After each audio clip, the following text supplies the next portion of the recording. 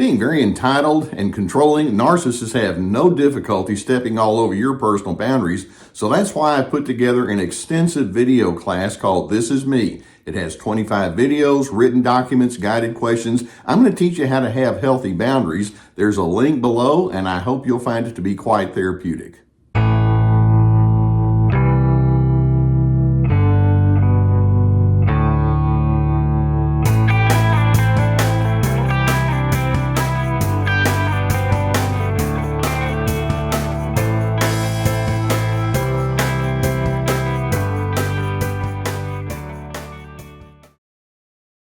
One of the problems that people will encounter when they engage with narcissists is that their harshness and their inappropriate nature is so pervasive that you begin wondering, do they even know what they're doing? In fact, that's one of the most common questions that I receive.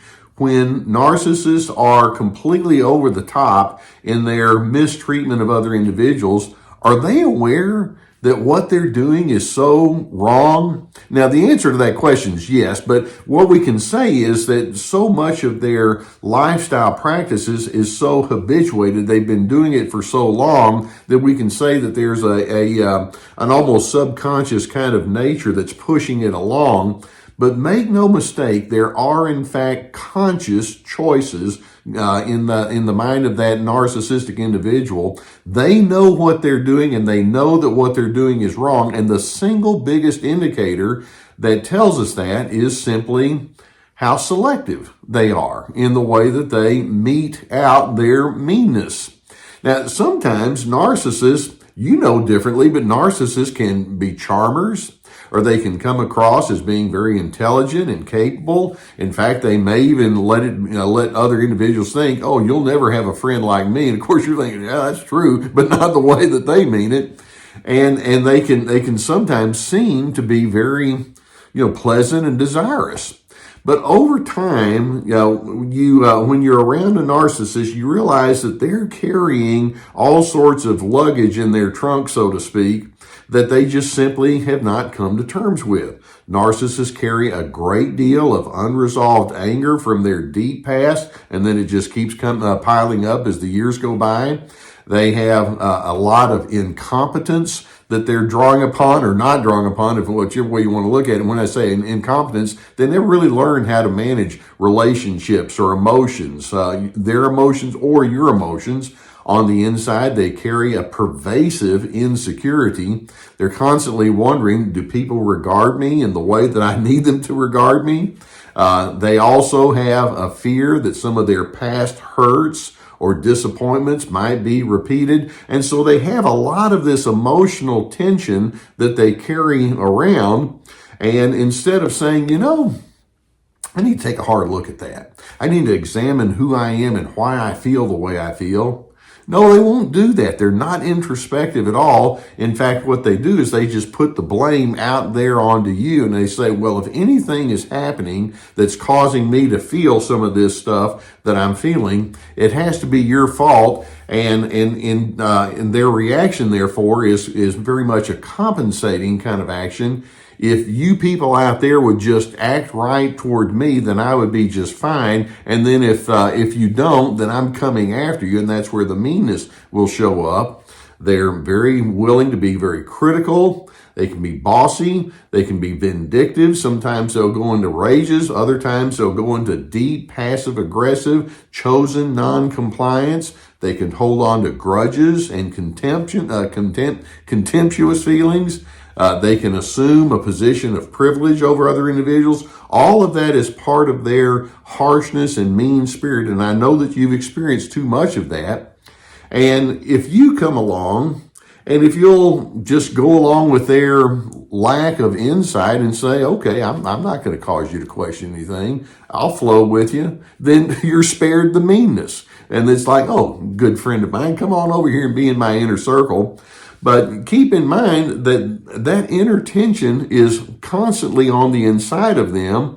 And if you show some inclination that says, hey, wait a minute, I see something here that's not very good, or let's talk about this, then here comes the anger, or here comes the meanness. But then we go back to that question, why do you get selected to be on the receiving end of their meanness and not everyone else.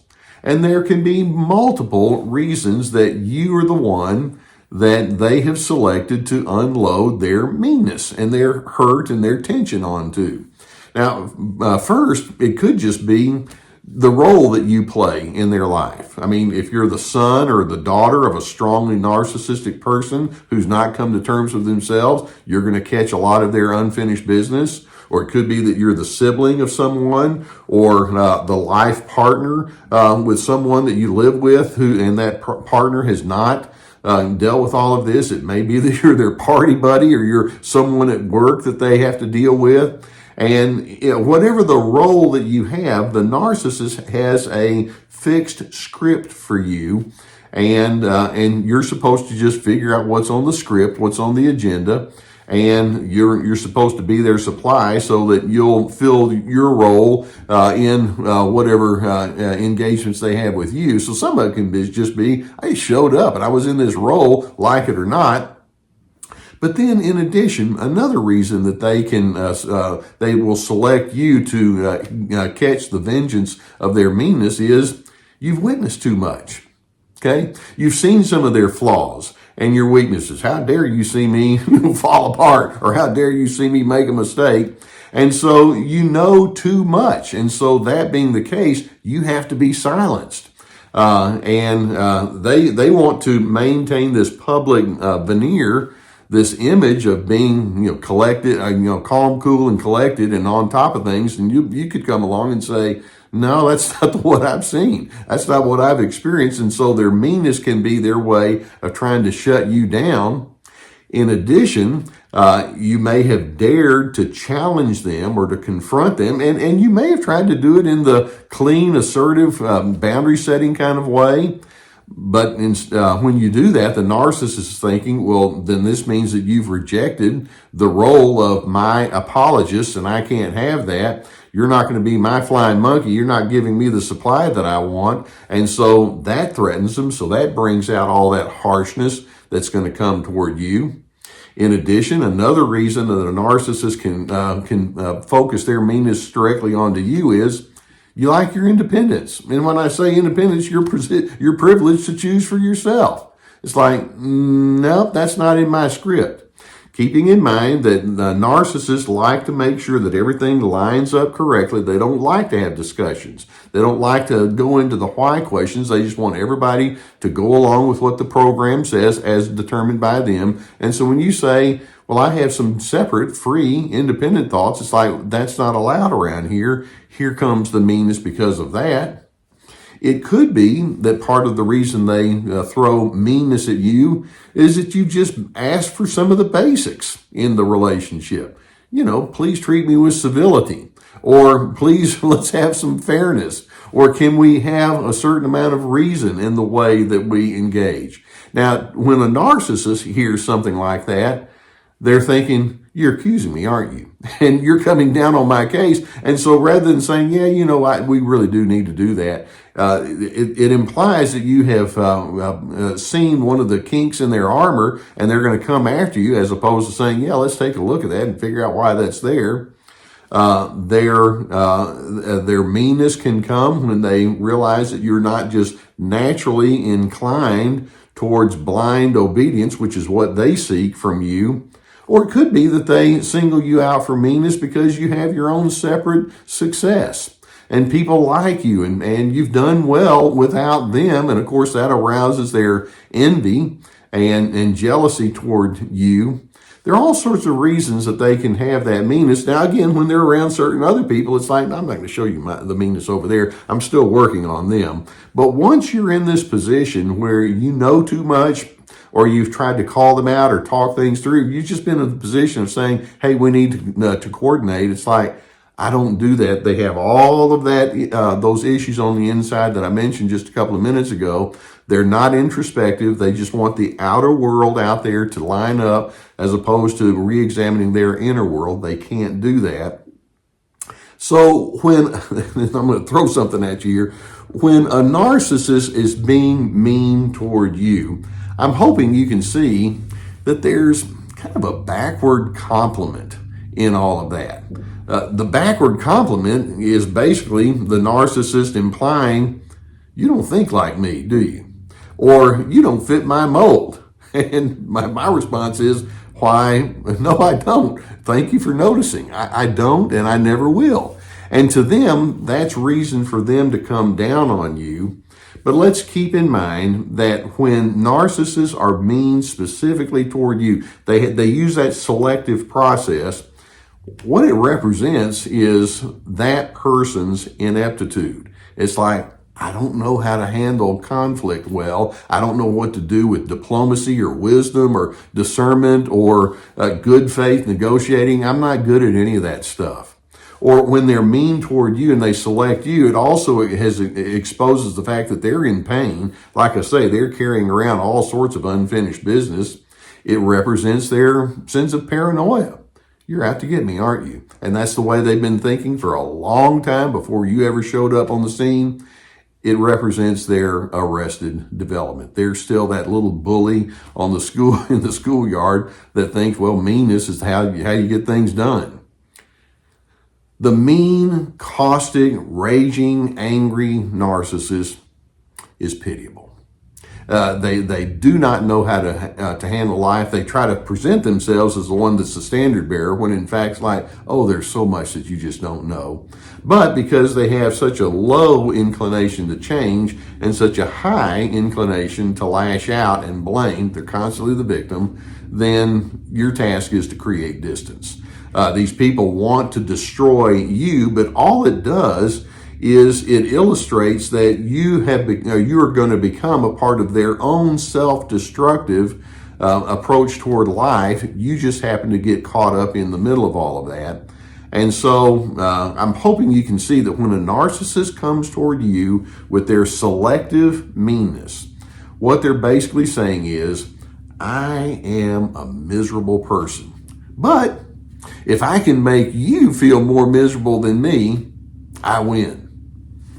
And I'm thinking, what? That kind of illogic doesn't even warrant a comeback. I'm moving on towards the much better alternatives. Now, I hope that as you are watching videos such as this, it can give you some good things to think about, some things to be aware of. These individuals are so tormented on the inside that they want to, put it all onto you. Don't buy into that. If you've not already hit the subscribe button, I would encourage you to do so, because we're going to keep more videos coming in your direction. Mr. Not Mean back here and I, Gus, and we'll keep more videos coming towards you. I want you to learn, and knowledge is power, and I want you to have a firmness about who you are.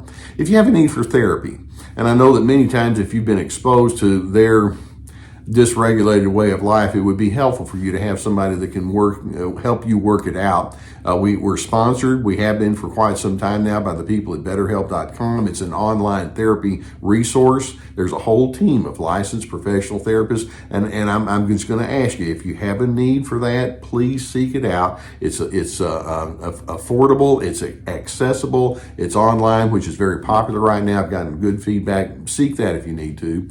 Likewise, I have my therapeutic courses, and they're very extensive online classes that you would sign up for. Ready, Set, Connect, about making good connection skills. Free to Be, about finding yourself despite the controllers. This is me, setting your boundaries. Multiple videos and written documents. You do it at your own pace. We also have my webinars. We have my podcast. We have our website with many articles, and then my books. Lots of resources for you. Narcissists, in their meanness, they're covering up, and they select you because you're onto them, or you just know too much. And like I say, it's a backward compliment. I'll take my compliment somewhere else. Thank you very much. But I'm hoping that the more you're able to see it and then get beyond it, it positions you to be a person who's the opposite of all of that. You can be a person of dignity, respect, and civility. And in doing so, it positions you to also become the person of peace that they just simply are not able to be.